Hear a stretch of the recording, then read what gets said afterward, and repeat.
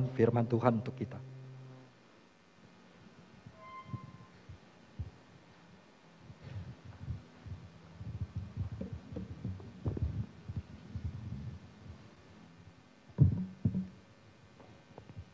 Pembacaan firman Tuhan terambil dari Mazmur pasal yang ke-112 ayat yang pertama sampai yang ketiga. Haleluya! Berbahagialah orang yang takut akan Tuhan, yang sangat suka kepada segala perintahnya. Anak cucunya akan perkasa di bumi, angkatan orang benar akan diberkati.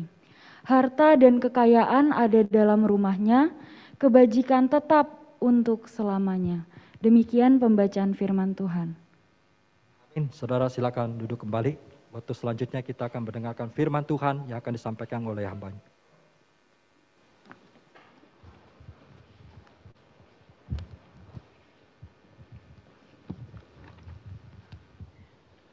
Selamat pagi jemaat yang dikasihi Tuhan. Ya, bersyukur kita boleh kembali beribadah. Mari kita akan berdoa sekali lagi. Ya Tuhan, kami menyadari dan meyakini bahwa keluarga adalah bagian yang sangat utama dalam kehidupan kami dan adalah warisan yang kami berikan turun-temurun. Dan kami ingin diajar bagaimana untuk bisa menjadi keluarga yang melayani. Dan setiap kami yang hadir di sini sungguh diperlengkapi dengan kebenaran-kebenaran firman Allah selama bulan keluarga ini, dan ini adalah minggu yang terakhir. Kami sudah diperlengkapi dan kami bagaimana keluar untuk bisa melayani Tuhan. Dalam nama Tuhan Yesus kami berdoa. Amin.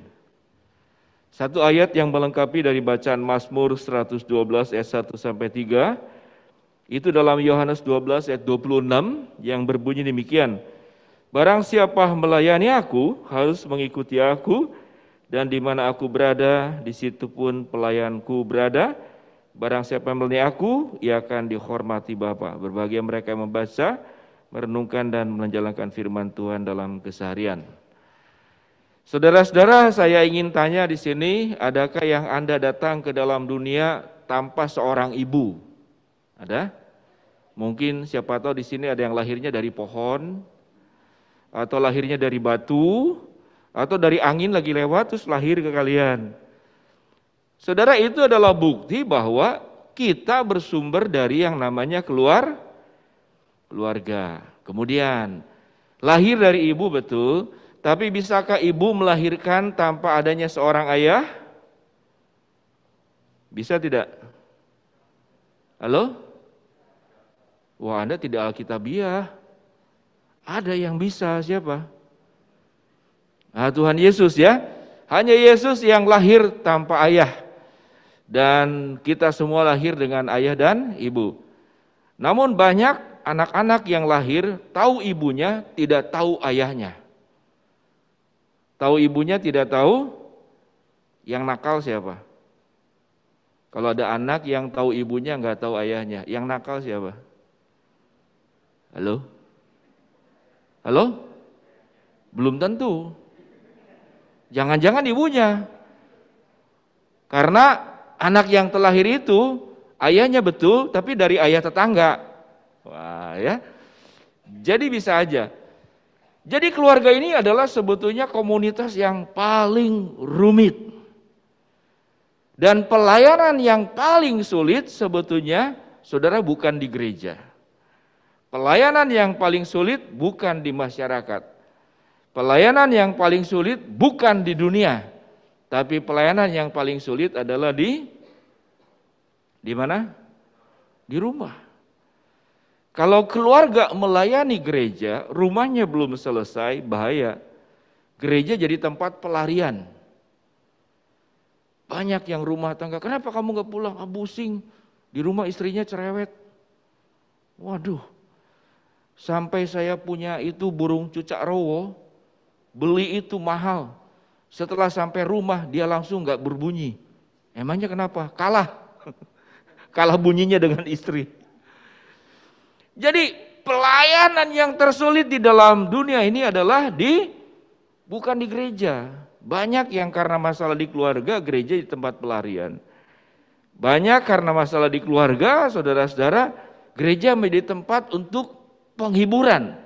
Gereja menjadi tempat buat terapi dan pemulihan. Nah, kalau kumpulan gereja ini adalah orang-orang yang datang dengan masalah keluarga, kemudian datang gereja dengan ingin melayani, saudara kebayang tidak? Itu sama dengan persoalan keluarga, itu dilimpahkan kepada gereja. Sehingga tidak heran saudara-saudara, gereja menjadi gereja yang bermasalah kalau gereja menjadi tempat pelarian buat pelayanan.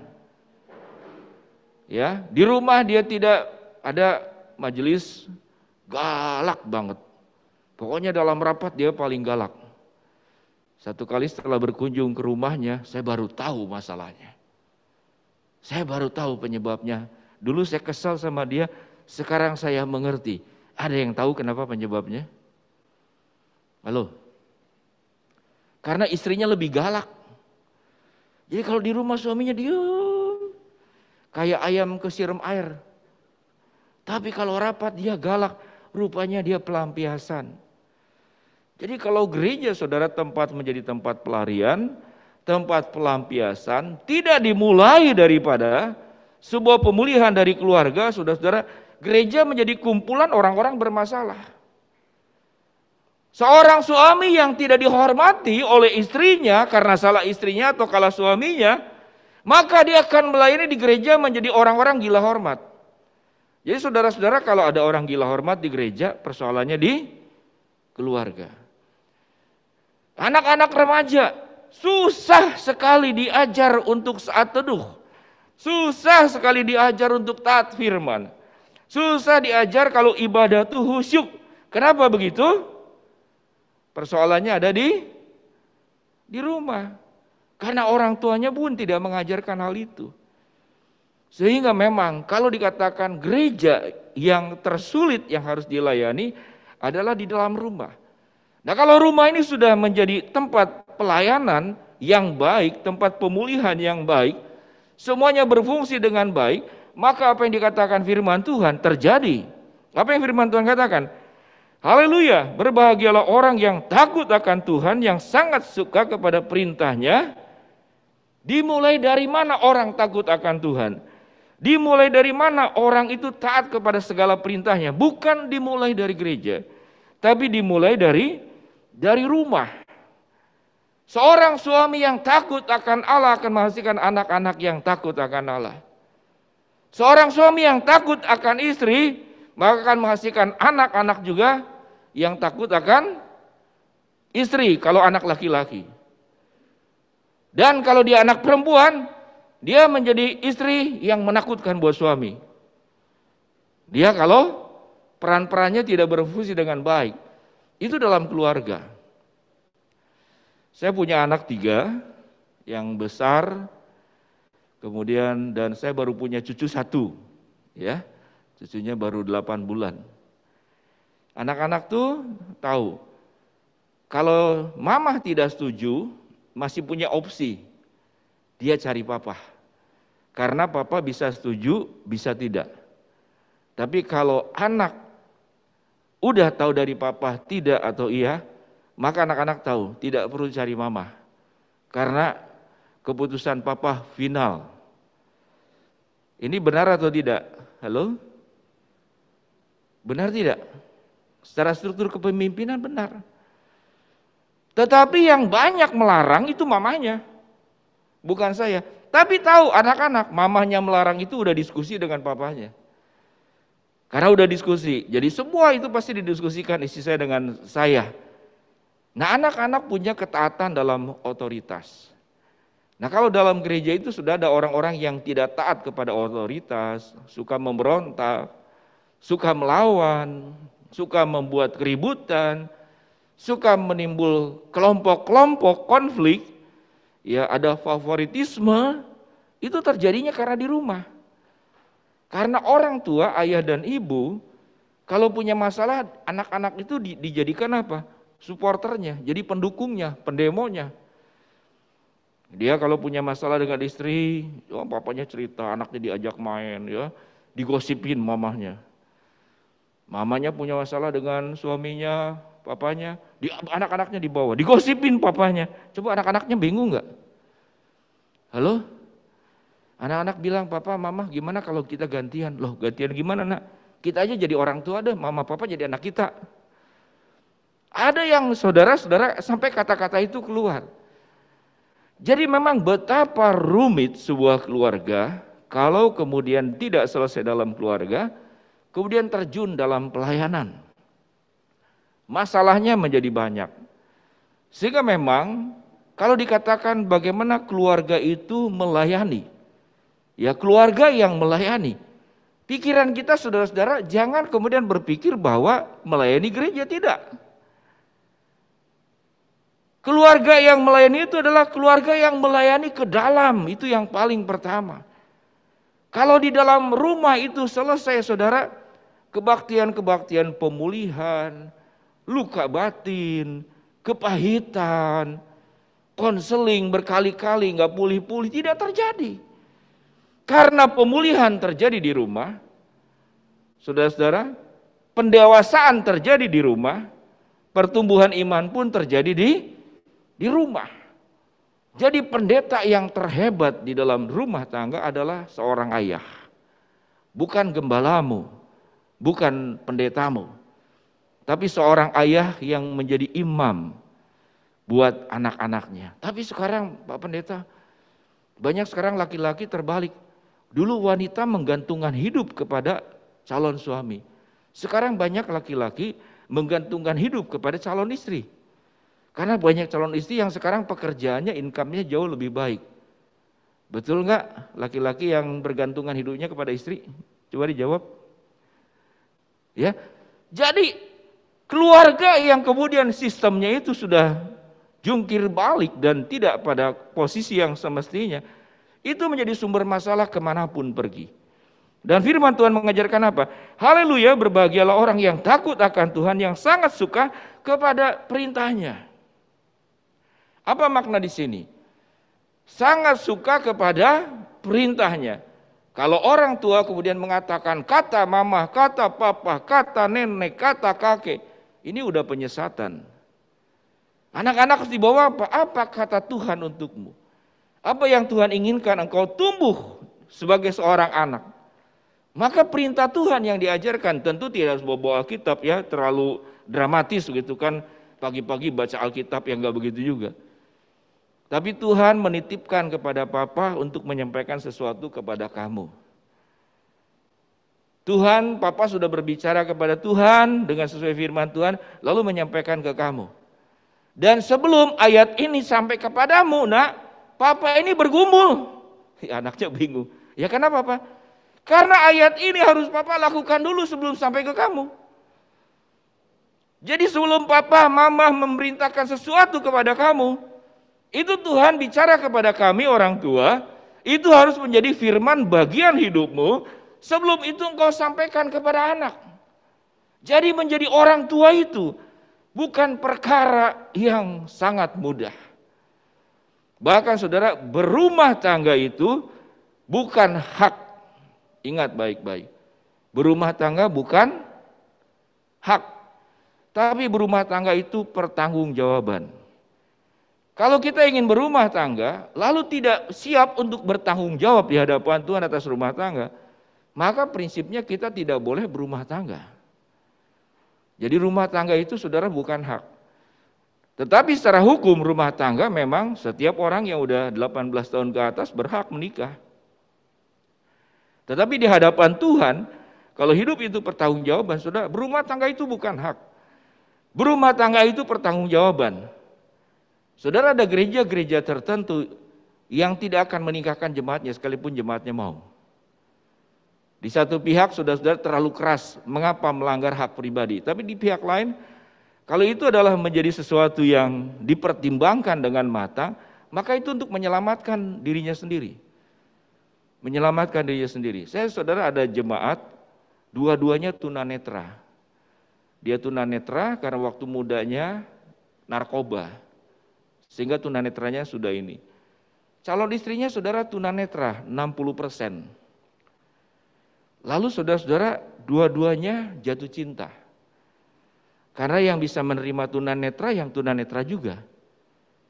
Saudara-saudara, lalu mereka mengajukan mau menikah. Lalu ekonominya juga memang kondisi terbatas. Lalu saya tanyakan, saya ingatkan kepada dia, rumah tangga itu pertanggungjawaban. Kalau sekedar kamu berdua tidak apa-apa. Tapi kalau kamu kemudian akan punya anak, ini menjadi pertanggungjawaban. Maka pastikan anak-anakmu itu tumbuh dengan baik. Iya katanya sudah, karena papanya juga masih muda. Papa akan bertanggung jawab untuk anaknya yang terlahir. Saudara, kalau anak lahir, papa tunanetra, mama tunanetra, anaknya tunanetra tidak? Halo? Ada jemaat yang jawab, ya terlalu ya kejam sekali. Oh, ya anaknya enggak tunanetra. Nah bagaimana saudara merawat anaknya ini? Maka saya anjurkan kedua calon pengantin ini untuk KB dulu. Sampai siap segala sesuatunya, maka barulah engkau boleh punya anak. Bayangkan, kalau anak yang terlahir dari keluarga yang tunanetra, lalu tidak ada pertanggungjawaban, akhirnya akan menyulitkan semua pihak. Sehingga berumah tangga itu, saudara-saudara, adalah sebuah pertanggungjawaban. Kalau kita lanjutkan kembali, saudara-saudara, kalau rumah tangga itu sudah menjadi tempat pelayanan yang terbaik, maka firman Tuhan berkata apa? Anak cucunya akan perkasa di bumi. Angkatan orang benar akan diberkati. Dalam bacaan Mazmur tadi dalam 144, anak laki-lakinya akan menjadi tanaman yang tumbuh besar, dan anak wanitanya akan menjadi tiang-tiang penjuru yang dipahat dalam bangunan istana. Jadi artinya saudara-saudara, kalau anak-anak yang dihasilkan dari keluarga yang baik, dikatakan akan jadi tanaman yang tumbuh besar, akan menjadi tiang-tiang istana, akan menjadi anak cucu yang perkasa di bumi, orang-orang benar yang diberkati, maka dia kemanapun, dia akan membawa berkat.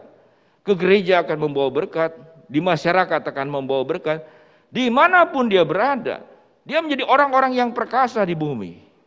Dia menjadi orang-orang benar yang diberkati. Mereka akan menjadi tiang-tiang istana yang dipahat. Dan mereka akan menjadi tanaman yang kokoh, yang besar, dimanapun dia berada. Dengan demikian, bagian firman Tuhan yang kita baca ini adalah untuk menolong kita. Saudara, saya punya anak 3, biasanya kalau papanya pendeta kan anaknya, kamu jadi hamba Tuhan, jadi hamba Tuhan, jadi hamba Tuhan, betul ya? Saya saudara ngajaknya beda. Kalau kamu tidak siap, jangan jadi hamba Tuhan. Jadi malah saya lebih banyak mengatakan jangan jadi hamba Tuhan. Kalau tidak siap, tidak ada panggilan. Anak-anak saya menjawab, Papa, sebelum sekolah teologi aja, kami ini anak-anak sudah menanggung bebannya seorang pendeta katanya. Emangnya kenapa? Iya tiap kali di sekolah ada apa-apa, anak pendeta. Ada apa-apa, anak pendeta. Ada kumpul-kumpul doa, ini aja anak pendeta suruh doa. Jadi Papa, saya belum sekolah teologi aja saya sudah jadi pendeta katanya, kata anak-anak saya 3-3-nya. Dan menanggung beban berat. Lalu saya katakan, kasih tahu yang pendeta itu Papa. Kamu bukan, kamu anak-anak normal. Ya hiduplah tidak perlu membawa beban. Bawalah dalam dirimu bukan papamu, tapi Tuhan yang mengasihi dan Tuhan yang menyelamatkan engkau. Saya tidak pernah bagaimana anak bertanggung jawab untuk menjaga nama baik orang tua. Ini keliru besar. Anak harus bertanggung jawab menjaga nama baiknya sendiri di hadapan Tuhan. Kamu adalah anak Tuhan, kamu bukan anak pendeta. Anak saya masih TK, saudara yang laki-laki, pulang dari TK ke rumah. Kakaknya udah SD, kelas 2, adiknya yang laki-laki TK karena beda 2 tahun. Lalu pulang dari TK itu karena jalan ini, udah aja Papa kita jalan berdua sendiri. Ya udah berani nggak apa-apa, jaraknya nggak jauh soalnya. Ya kurang lebih 400 meter. Pulang lewat kampung, lalu ada anak-anak yang suka ngancam-ngancam, seumuran juga, luar biasa. Anak SD ngancam anak SD, bayangin. Betul? Papa aku takut, ya jangan takut. Jadi gimana? Ya kamu jalan aja pulang kan sudah tahu jalan. Nah kalau ganggu lagi, ya kamu bertahan. Nah kalau dia mukul, ya pukul balik. Saudara-saudara, ini pendeta benar apa enggak? Atau saya baca Alkitab, anakku, firman Tuhan berkata, kalau engkau ditampar pipi kiri, maka berikanlah pipi kanan. Lalu anak saya menjalankan firman Tuhan, ditampar pipi kiri, Bapak aku sudah dikasih tampar pipi kanan, lalu dia malah kemudian nginjak-injak saya. Haleluya. Apakah begitu? Tidak. Saudara, pemikiran ditampar pipi kiri, pipi kanan itu bukan harafiah. Itu artinya apa? Intinya jangan membalas. Kalau kamu dipukul, pukul balik. Minimal apa? Itu adalah perbuatan kebenaran. Saudara, menghambat orang berbuat dosa itu adalah kebenaran. Kalau tampar pipi kiri diberikan pipi kanan, permasalahannya saya mau tanya, kenapa Daud memenggal kepala Goliat? Ayo jawab. Halo? Karena yang sedang dilawan oleh Goliat bukan Daud. Tuhan memakai menegakkan kebenaran firman Allah lewat dirinya, lewat setiap anak-anaknya. Tetapi sewaktu kita melawan orang karena demi harga diri kita, demi gengsi kita, maka itu menjadi salah. Tetapi kalau menegakkan hukum karena kita menjadi alat di tangan Tuhan untuk menegakkan hukum, maka saudara berhak. Saudara kalau belajar kitab-kitab undang-undang hukum pidana, dalam kondisi terdesak saudara boleh membunuh. Kalau sudah perampok datang 4 orang, 5 orang, dia bawa senjata, istri kita terancam, anak kita terancam, apa yang dilakukan oleh seorang suami? Halo? Kalau punya kesempatan maka harus melawan. Itu yang dilakukan Daud.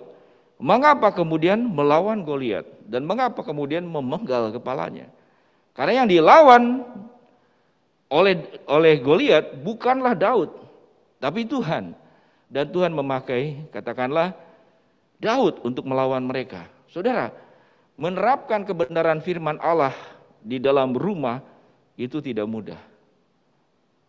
Kita akan menjadi anak Tuhan yang 2 macam. Kalau keluarga yang terlalu banyak kasih menjadi lemah. Tetapi keluarga yang terlalu taat kepada aturan-aturan firman Tuhan, dia akan menjadi para ahli Taurat. Betul? Dan Allah membangun rumah tangga itu dikatakan apa? Haleluya, berbahagialah orang yang takut akan Tuhan, yang sangat suka kepada perintahnya. Di dalam perintah Tuhan itu saudara ada kelengkapan. Kelengkapan bagaimana cara mendidik, bagaimana cara membangun sebuah rumah tangga itu yang secara seimbang. Bagaimana mencintai namun juga memandirikan. Bagaimana menegakkan otoritas namun di dalamnya juga ada demokrasi. Ada keterbukaan untuk saling mengerti, saling mengalah. Harus ada kelembutan tapi bukan kelemahan. Ada ketegasan tetapi bukan kekasaran. Banyak suami salah paham. Kalau tegas itu berarti kasar. Kalau lembut itu berarti lemah, tidak. Dalam kelembutan ada kekuatan. Ya, dalam ketegasan itu dihindarkan daripada sikap-sikap kekasaran. Jadi, kalau kita belajar kepada firman Tuhan, bagaimana kita menjadi keluarga yang melayani? Haleluya, berbahagialah orang yang takut akan Tuhan, yang sangat suka kepada segala perintahnya, anak cucunya akan perkasa di bumi, angkatan orang benar akan diberkati. Jadi kelengkapan pendidikan dalam rumah tangga ini sesuatu yang tidak mudah. Kita perlu belajar tidak hanya firman Tuhan. Kalimat ini pun saudara bisa disalahpahami. Pak Pendeta, firman Tuhan kan sudah segala-galanya. Kenapa buat statement? Kita belajar tidak hanya semata-mata dari Alkitab. Betul tidak? Halo? Halo? Alkitab adalah wahyu khusus. Menegaskan tentang Kristus yang datang ke dalam dunia, lahir, mati di salib, bangkit, naik ke surga untuk menyelamatkan kita. Tapi rumusan-rumusan yang namanya wahyu umum, itu di Alkitab tidak dijabarkan secara lengkap. Kalau anak-anak kita, saudara, cucu kita, ujian sekolah ulangan matematika. Saya mau tanya, yang dipelajari buku matematika atau Alkitab? Halo? Halo? Buku matematika. Karena itu wahyu umum. Kalau Anda ujian SIM, yang dihafal ayat-ayat Alkitab atau pasal-pasal tentang ketentuan peraturan lalu lintas, mana yang dipelajari? Pasal-pasal tentang peraturan lalu lintas. Sehingga saudara, pembelajaran firman Allah kita membutuhkan juga ilmu-ilmu lain. Seorang hamba Tuhan, saudara, seperti saya harus tahu politik, harus tahu kitab-kitab undang-undang hukum pidana. Dan gereja kami, saudara, ada tanah yang GKI Jatinegara itu yang sedang diserang oleh mafia tanah. Sehingga hamba Tuhan pun perlu lihat kitab-kitab undang-undang hukum pidana tentang masalah pertanahan. Kalau orang, saudara, masuk ke rumah kita, pasal mana pelanggarannya dan berapa hukumannya. Sehingga seseorang yang hidup di dalam perintah Tuhan, dia perlu belajar banyak aspek dalam kehidupan ini. Dia perlu belajar, saudara, tahu tentang psikologi, saudara tahu tentang sosiologi, saudara menguasai juga berbagai macam bidang. Anak cucu kita belajar kedokteran, belajar ilmu tentang makanan, perkembangan makanan, industri dan segala sesuatu, akuntansi dan segala sesuatu. Maka sesungguhnya membawa orang-orang anak cucu yang perkasa di bumi dan angkatan yang benar akan diberkati, maka perlengkapan itu perjuangannya sangat luar biasa. Keluarga harus terus belajar terus menerus di dalam berbagai macam aspek.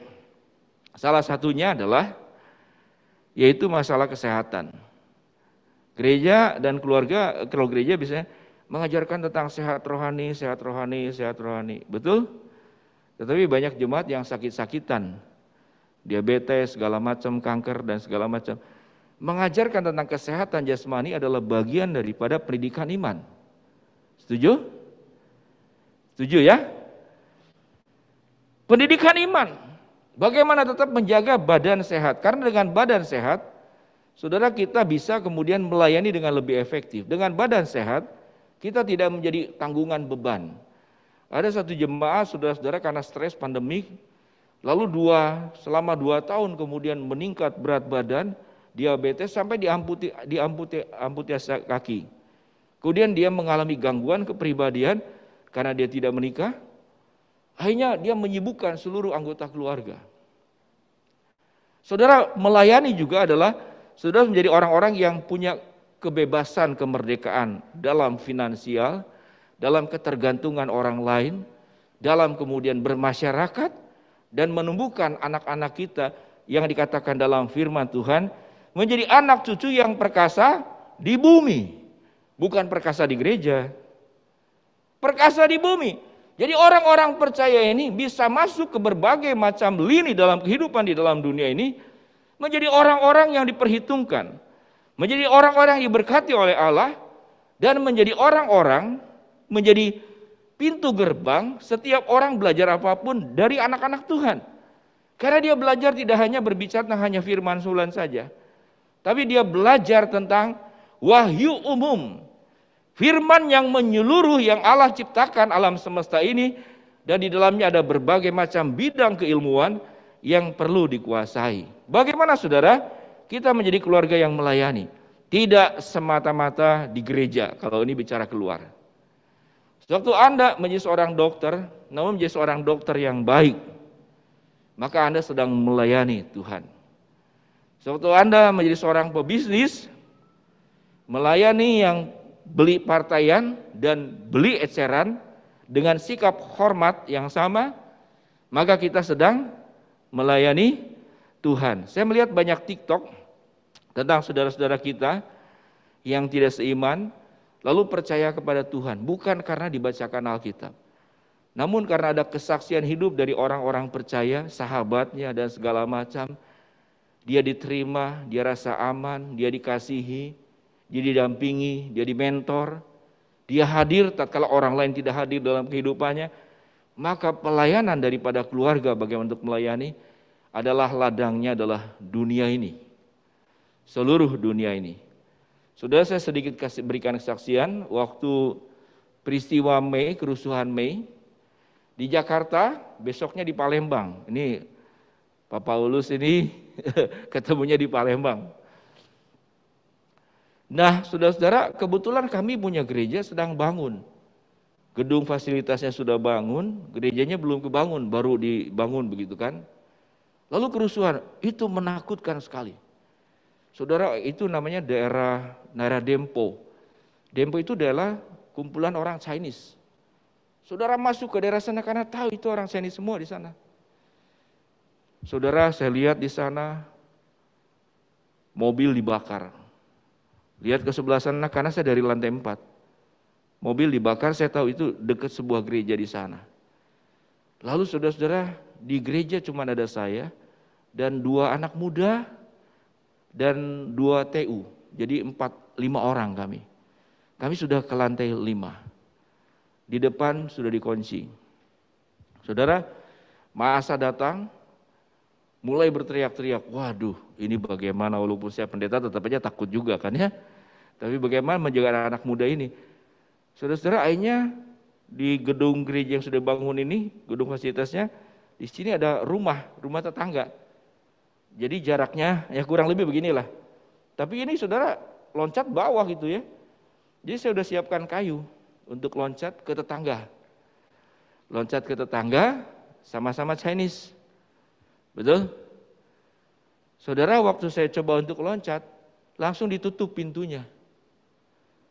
Jadi kami nggak bisa turun, ditutup. Lihat saudara, kemudian orang lempar batu segala macam. Hanya mobil yang saya biasa pakai pecah bagian depannya. Tapi tiba-tiba saya kaget, karena kenapa? Tiba-tiba itu ada Pak Haji, karena kita kebetulan selang berapa 30 meter ada masjid di sana. Jadi masjid di sana, Pak Haji itu berdiri dengan beberapa anak muda di depan gereja. Di depan gereja dia jagain gereja. Nah, ini disebut dengan gereja yang melayani. Saya pikir kenapa dia begitu baik hati menjaga gereja? Pertanyaannya. Nah, saya ingat ada satu peristiwa kecil sebetulnya. Jadi waktu gereja itu dibangun, sedemikian megah lah, bagus lah ya. Kemudian Pak Haji di sana tuh datang, Pak Pendeta, gerejanya bagus sekali ya. Oh iyalah, saya bilang puji Tuhan ya. Pak Hajinya bilang alhamdulillah, ya udah. Kalau ketukar kan repot malah. Pak Pendeta, boleh enggak saya minta tolong katanya. Minta tolongnya gimana? Tuh lihat tuh Pak Pendeta, ini pagar gerejanya bagus sekali. Jadi ada pagar gitu soal besi terali lalu ada salibnya. Gimana kalau pagar gereja sama masjid disamain katanya. Oh terus gimana? Tapi atasnya ditukar. Kalau gereja salib ini dibuat bulat kayak kubah begitu kan. Saya saudara ngobrol dengan panitia pembangunan, hanya disepakati, dibangunlah. Jadi masjid dan gereja itu kalau saudara ke Palembang, itu sama persis pagarnya doang depannya. Kemudian saya pernah bangunkan juga ya tempat buat anak-anak muda kumpul, begitu kan ya. Sehingga saudara gereja pun menjadi dipanggil untuk melayani kepada dunia ini. Jadi bagaimana keluarga itu melayani? Bagaimana gereja itu melayani? Maka sumbernya kembali kepada keluarga sendiri.